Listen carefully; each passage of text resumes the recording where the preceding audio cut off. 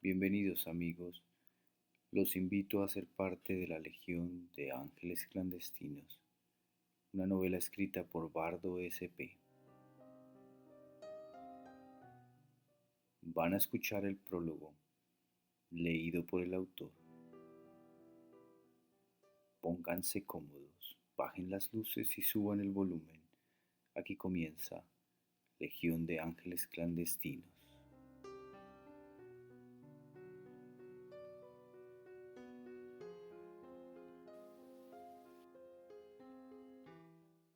Epígrafes. Jesús le preguntó, ¿cómo te llamas? Él contestó, me llamo Legión, porque somos muchos. Marcos 5:9. Si mis amigos no son una legión de ángeles clandestinos, ¿qué será de mí? Poema Si las nubes, de Raúl Gómez Játin. Preámbulo. ¿Un trozo de carne? Eso me pareció al principio. Un simple trozo de carne con piel puesto sobre una cama de algodón y dentro de una caja de regalo. ¿Por qué hacer tanto alboroto por eso?, me pregunté. ¿Creíste que era una broma?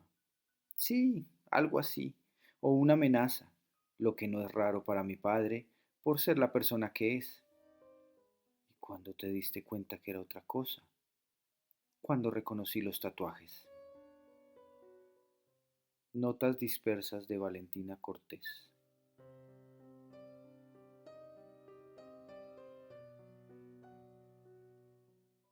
Prólogo.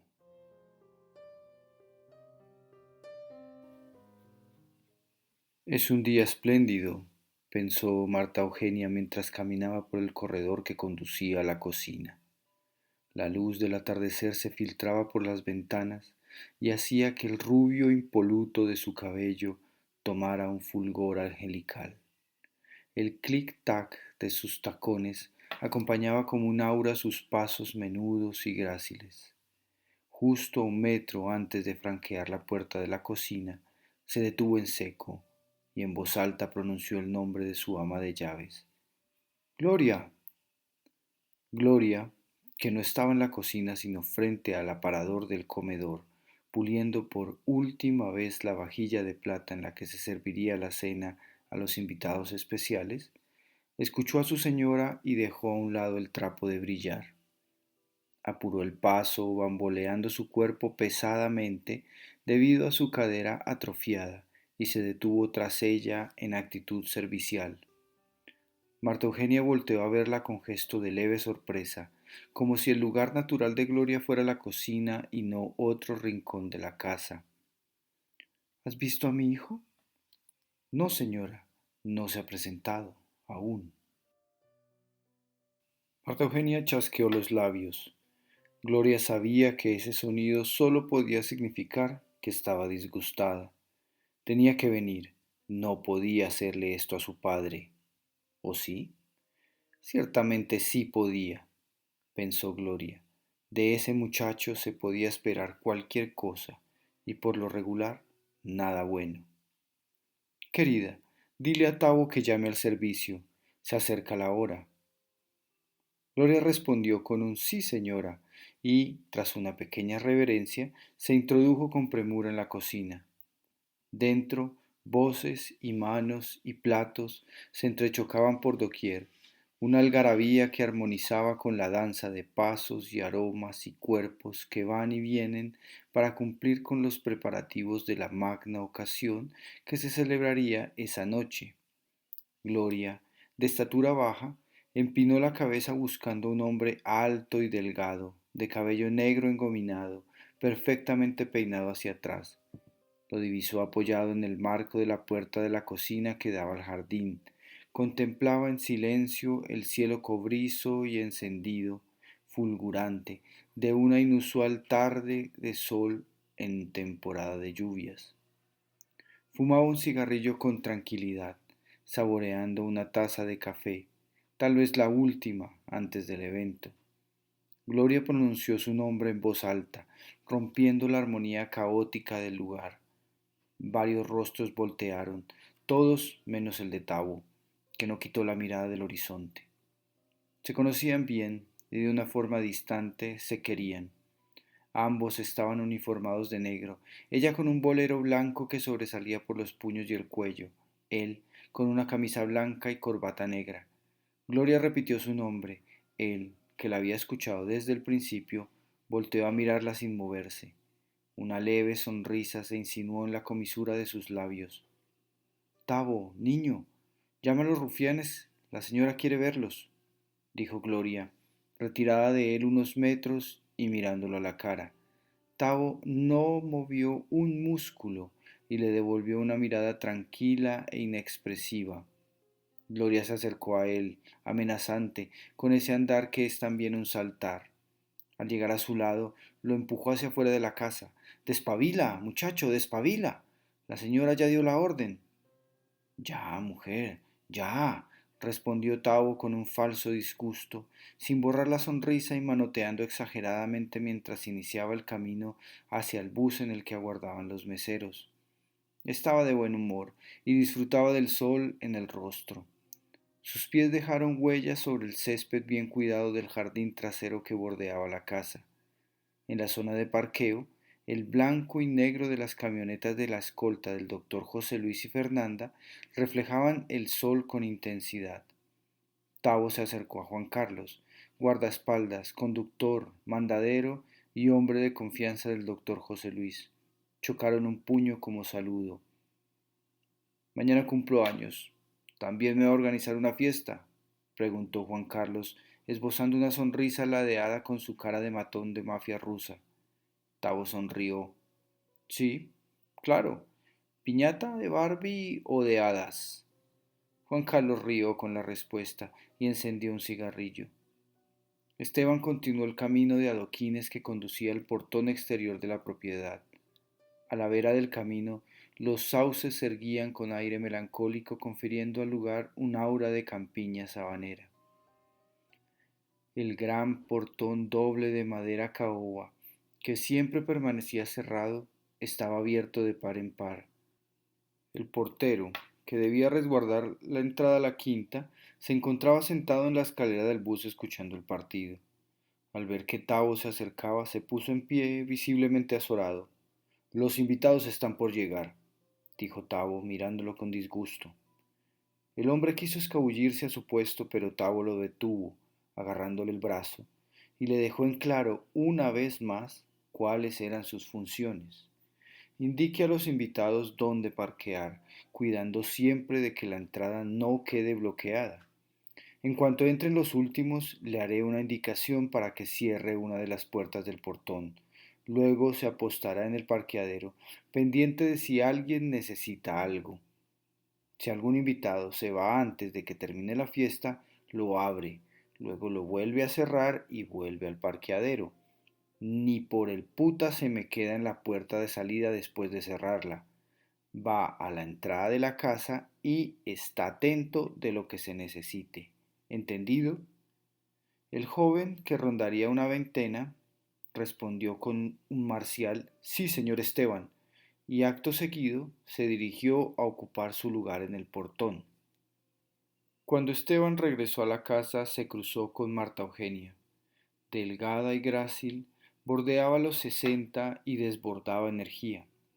A pesar de su ropa sobria y sus maneras cordiales, su gesto señorial delataba su posición social. En su mano derecha una eterna camándula de plata y cuentas de madera rosa, único adorno, además de dos zarcillos de esmeraldas y un anillo de matrimonio. Recibió a Esteban con una sonrisa. Tabito, niño, diles que me sigan. Quiero darles instrucciones. Una fila de mujeres de traje negro, falda amplia que caía sobre las rodillas y botonera hasta el cuello, y hombres con pantalón del mismo color, además de camisa y corbatín, entraron tras Esteban y formaron un semicírculo frente a la doble escalera de entrada que hacía las veces de recibidor. ¿Quién va a recibir a los invitados? Preguntó Marta Eugenia dirigiéndose a Esteban. Él señaló a dos mujeres. Marta Eugenia caminó hacia ellas y las examinó con detenimiento. Chicas, se ubican frente a la puerta de entrada. Cuando lleguen los invitados, ayúdenlos a bajar del coche y llévenlos hasta la sala. Hizo un ademán con las manos para indicar la dirección que debían seguir mientras acompañaban a los invitados. Luego les dio la espalda para dirigirse de nuevo a Esteban, pero una idea quedó suspendida en su mente y demoró en ser consciente de ella los segundos que tardó en dar 2 pasos. Se volteó intempestivamente hacia ellas. Ah, ¿y ese colorete rojo carmesí? Quítatelo. Es indecente, dijo, dirigiéndose a una joven de grandes ojos verdes y cabello negro. Quiero a las dos maquilladas con discreción. Aprendan algo, chicas. El servicio nunca debe destacar. Les dio de nuevo la espalda y se dirigió a todos los meseros. No sé quién se encargará de los aperitivos y quién de los vinos, pero no quiero verlos agolpados en la cocina. Deben pasar continuamente por entre los invitados y solo retirarse cuando las bandejas queden vacías. Volteó su rostro y dirigiéndose a Esteban dijo, diles, por favor, cuáles son las rutas que deben seguir hasta que las bandejas se vacíen. No quiero errores. Es el cumpleaños 70 de José Luis y con ayuda de Dios todo será simplemente perfecto. A continuación se acercó un poco hasta Esteban y tocándole con la punta de los dedos el antebrazo, preguntó, ¿has visto a mi hijo? No, señora. Marta Eugenia torció el labio y acarició las cuentas de su camándula con la mano izquierda. ¿Y mi marido, sabes dónde está? Creo que lo vi en la capilla, señora.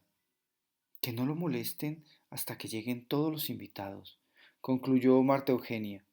Con sus habituales pasos cortos y rápidos, partió hacia una de las salas de estar, no sin dar las gracias a Esteban y al resto de los jóvenes que permanecían de pie y en silencio.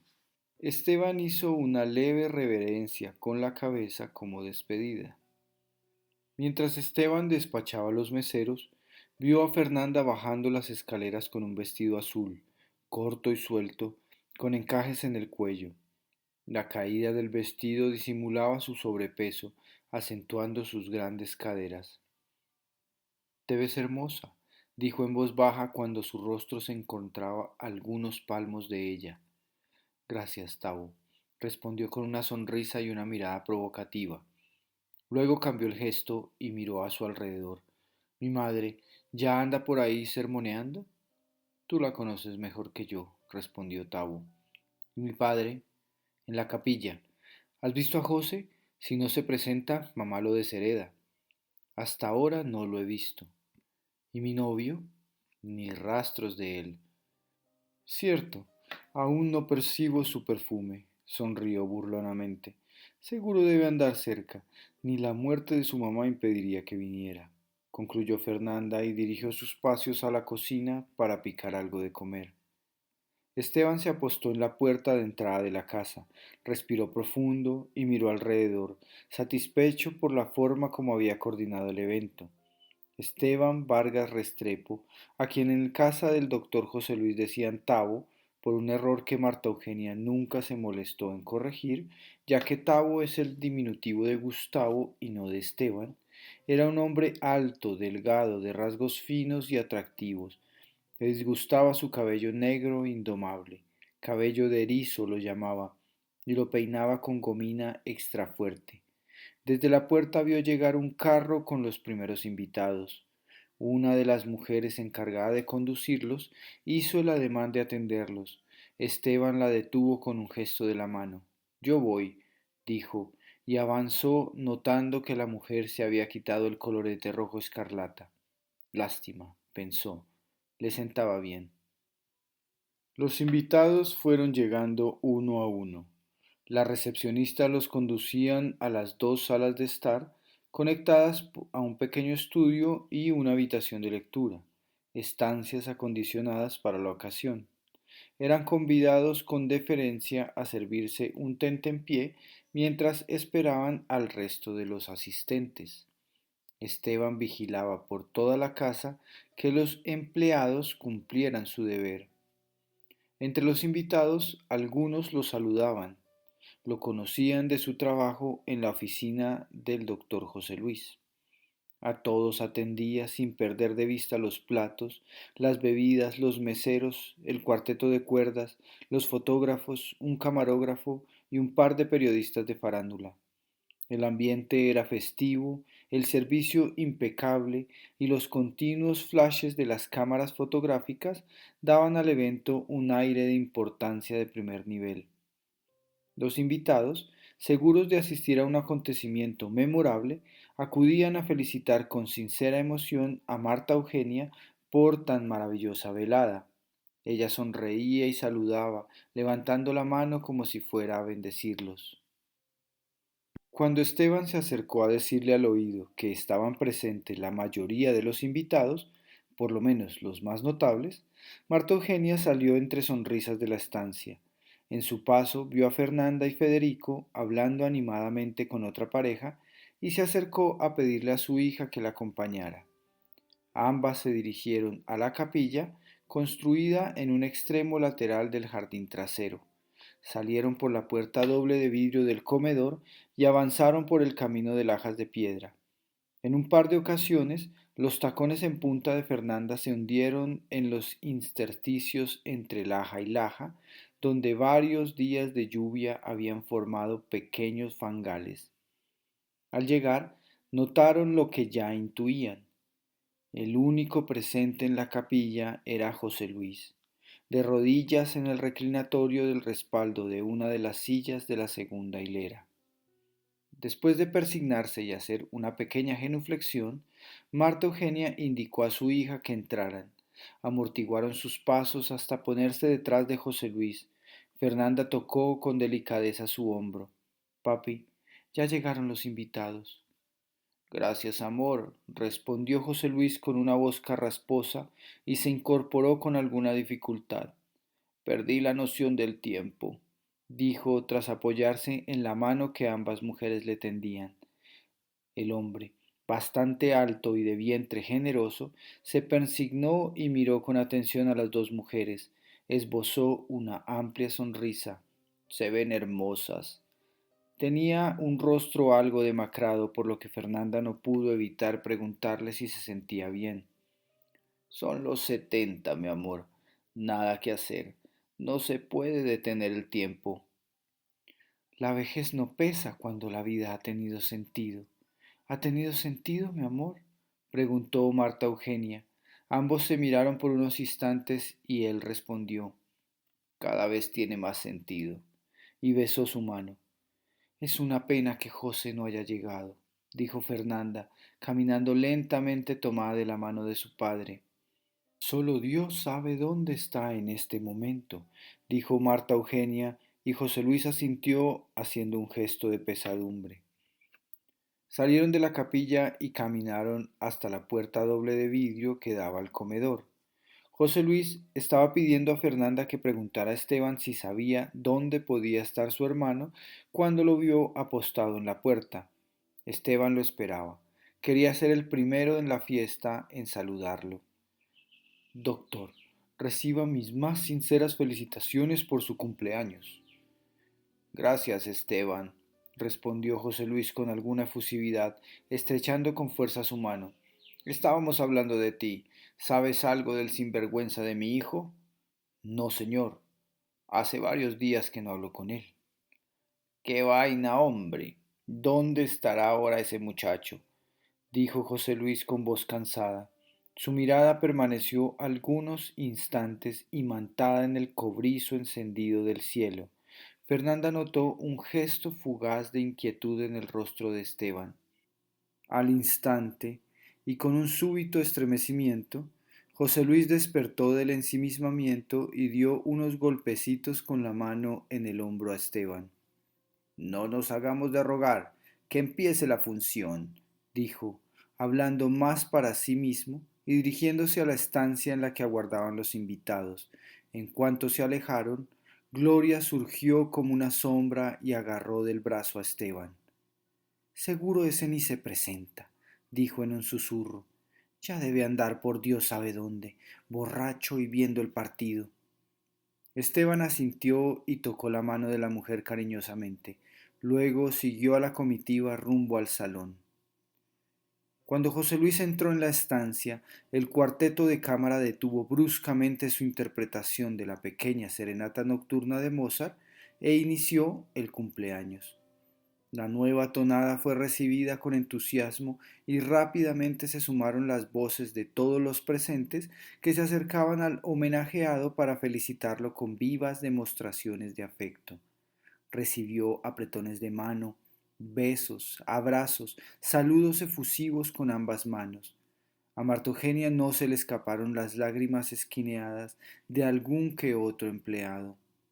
Cuando llegó al frente de la estancia, José Luis se sintió al lado del grupo de cámara, al que agradeció la canción en cuanto ésta terminó. ¡Que hable! ¡Palabras! Resonó en boca de varios invitados en cuanto los aplausos se silenciaron. Amigos, dijo José Luis alzando la voz, he dado tantos discursos en mi vida que cualquiera pensaría que se me dan naturalmente, pero no es así. Ante ustedes apenas puedo expresar mi agradecimiento por su consideración y afecto, dar gracias a Dios por tenerme con vida, por permitirme estar rodeado de tanto amor. Tendió la mano a Marta Eugenia, quien pasó al frente hecha todas sonrisas con dos copas para el brindis. A Marta Eugenia, gracias por organizar esta velada maravillosa, y a mis hijos, gracias por todo lo mucho que han hecho por mí. Entonces su voz se quebró y miró a Fernanda mientras levantaba la copa. Ella sintió subir las lágrimas y agarró con fuerza la mano de Federico, su prometido, que la llevó a los labios para besarla afectuosamente. Gracias de nuevo y salud. Todos respondieron efusivamente y luego otras voces dijeron ¡Por el doctor! José Luis levantó las manos pidiendo silencio y alzando la voz dijo Por favor, solo les pido una cosa, diviértanse mucho en mi honor. De nuevo los presentes aplaudieron gustosos y se escuchó más de un ¡Viva! De algunos invitados ya pasados de tragos. Tras otra ronda de abrazos, apretones de mano, saludos protocolarios y sentidas felicitaciones, Marta Eugenia notó que la noche había avanzado. Pidió a los invitados que pasaran a las mesas dispuestas en el comedor y en una parte cubierta del jardín. Solo las sillas de la mesa principal, situadas en el comedor, estaban reservadas con una discreta tarjeta que tenía inscrito el nombre del comensal. El resto de los invitados se repartió por las demás mesas, procurando no alejarse demasiado del homenajeado. Antes de sentarse, Marta Eugenia retiró con disimulo la tarjeta que tenía el nombre de su hijo, ubicada entre los asientos principales. Gloria, alcánzame la tarjeta del doctor Alberto Rodríguez, dijo Marta Eugenia, señalando una tarjeta que se encontraba en el extremo de la mesa principal, una mesa de roble macizo de 12 puestos, dispuesta con la cubertería de plata y cristal bacarat. Gloria alcanzó la tarjeta de Alberto, senador de la República y miembro del bufete de abogados San Pablo, propiedad de José Luis. Fernanda, al ver que quedaba una silla vacía, dijo a su madre socarronamente, ¿qué se siente ahí, Tavo? Muy graciosa, reprochó Marta Eugenia sin mirarla. Federico, dile a tu hermano que se siente con nosotros. No, mejor llamen a Sánchez, el administrador de la editorial. Será un bonito gesto. Esteban fue a buscar a Carlos Alberto Sánchez, más conocido por todos como Sancho, un hombre fornido, bajito y recordete, el que en ese momento estaba más locuaz de lo habitual por haber empinado la copa a menudo. Sancho se había quitado la chaqueta y estaba cómodamente sentado junto a la secretaria y la contadora de la editorial, con las que reía con desparpajo. Cuando Esteban le dijo que debía cambiar de mesa, él se negó de plano. Volteó entonces a mirar la mesa principal y vio a Marta Eugenia, que le prodigaba una de sus sonrisas beatíficas y lo llamaba con un gesto de la mano. Mientras respiraba profundo, su rostro dibujó una torpe sonrisa, recogió su chaqueta, la vistió abotonándola con dificultad y obedeció sin despedirse. La cena inició con una sopa de cebolla caramelizada gratinada con queso. Para la mesa principal se sirvió el plato principal, salmón glaseado con miel y un risotto de hongos con espinacas, acompañado por un vino blanco y seco. Para las demás mesas, lo mismo a excepción del salmón, que fue reemplazado por un cordon bleu. Los comensales reían y la algarabía era general. José Luis, a la cabeza de la mesa principal, hablaba animadamente con uno de los inversores de su firma constructora. A su lado estaba Marta Eugenia. Sonreía recatadamente y hablaba con una de las damas fundadoras de la Fundación Dios Amigo, la organización de caridad que operaba con fondos del conglomerado de empresas de su esposo. Esteban se apostó en una de las esquinas de la estancia, de pie, cerca de José Luis, dispuesto a atender cualquiera de sus peticiones. Cuando la cena estaba en su punto más álgido, por la puerta entró Juan Carlos, el guardaespaldas, alto, fornido y con gesto circunspecto. El ritmo imperativo de su andar llamó la atención de los comensales, que no pudieron dejar de seguir con la vista su recorrido por la estancia. El mismo José Luis, al verlo, detuvo a medio camino un trozo de comida suspendido en el tenedor. El hombre de confianza se acercó hasta su jefe e inclinándose a su oído, dijo en voz baja algunas palabras. José Luis palideció, dejó el cubierto en el plato y, poniéndose de pie, pidió a Marta Eugenia que lo acompañara. Ambos se levantaron y, sin mediar palabra, salieron de la estancia, seguidos por el corpulento guardaespaldas. Fernanda, al ver partir a sus padres de improviso, también se puso de pie y los siguió. Federico quiso acompañarla, pero Fernanda le pidió con un gesto de la mano que no se levantara. Las risas cesaron. Un incómodo y perplejo silencio se apostó sobre la mesa, llenando los platos e inmovilizando los cubiertos. Tras unos segundos de estupor, un murmullo generalizado fue subiendo de tono como el rugido de un río desbordado. Algunos invitados se pusieron en pie y se acercaron a Esteban para saber qué ocurría, ofreciendo su ayuda. Él, que estaba tan desorientado como cualquiera, pidió mantuvieran la calma, asegurando que no era nada importante. Pronto estaría de nuevo con ellos el doctor José Luis. Un grito de una mujer, seguido de un lamento, se escuchó desde fuera. Esteban sintió que su cuerpo era sacudido por una descarga eléctrica y supo de inmediato que la voz era de Marta Eugenia. Empujó con cortesía a una mujer que lo retenía con preguntas y salió de la habitación, buscando el lugar del que provenía el grito.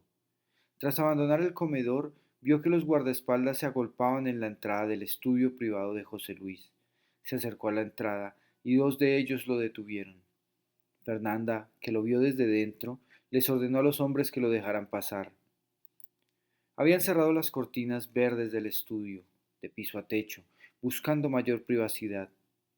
El efecto real, sin embargo, era el de una estancia no solo más oscura, sino incluso más lúgubre, contrastando con la festividad del resto de la casa. Al entrar, Esteban vio a Marta Eugenia llorar desconsolada, con el rostro metido entre las manos, sentada en un diván. A su lado, Fernanda la abrazaba, apoyando el rostro en su hombro, dando y recibiendo consuelo. José Luis hablaba por teléfono pasándose nerviosamente la mano libre por el cabello. Fernanda lo observó mientras entraba y señaló con el rostro algo que reposaba sobre el escritorio de José Luis. Era una pequeña caja blanca de regalo que parecía desde lejos adornada con algún tipo de cenefa roja en la base. La tapa, adornada por un moño rojo, descansaba a un lado. Cuando Esteban se acercó, comprendió que lo que parecía una cenefa roja era, en realidad, una mancha de un líquido carmesí cuyo olor a hierro gritaba que se trataba de sangre. Esteban palideció y sus pasos quedaron suspendidos, dudando si debía continuar o salir de allí corriendo. Sus ojos se encontraron con los de Fernanda, que lo miraba con intensidad, como diciéndole que no se detuviera, que debía conocer el contenido de la caja. Venciendo una resistencia invisible, Esteban caminó unos pasos más hasta que su mirada pudo vislumbrar el interior de la caja. Lo que vio le produjo un nudo en el estómago, pero no pudo apartar la vista. Se trataba de un pedazo de piel sobre una cama de algodón manchada de sangre. Tenía unos dibujos tatuados. Le bastó solo una mirada para distinguirlos. Algo en su interior se negó a creerlo, por lo que se acercó aún más, esperando equivocarse. Inclinó su rostro y examinó, entrecerrando los ojos para fijar la mirada con mayor precisión. No había duda. Se trataba del tatuaje de un diablo sobre el escudo de un equipo de fútbol. Debajo del dibujo había escritas unas letras que no podían leerse bien por la sangre seca que se había acumulado sobre ellas. Esteban no tenía necesidad de leerlas para saber lo que decían. Hasta la muerte, Diablo Rojo. Había visto ese tatuaje muchas veces, más de las que hubiese querido ver en el antebrazo de José. Finalmente, el hijo pródigo había llegado a la fiesta de su padre, al menos una parte de él.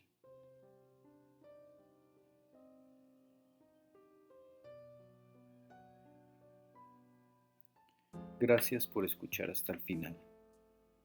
Si te gustó, puedes adquirir el libro en el link que te dejo en la descripción o apoyarme en esta labor uniéndote a mi Patreon El Bardo.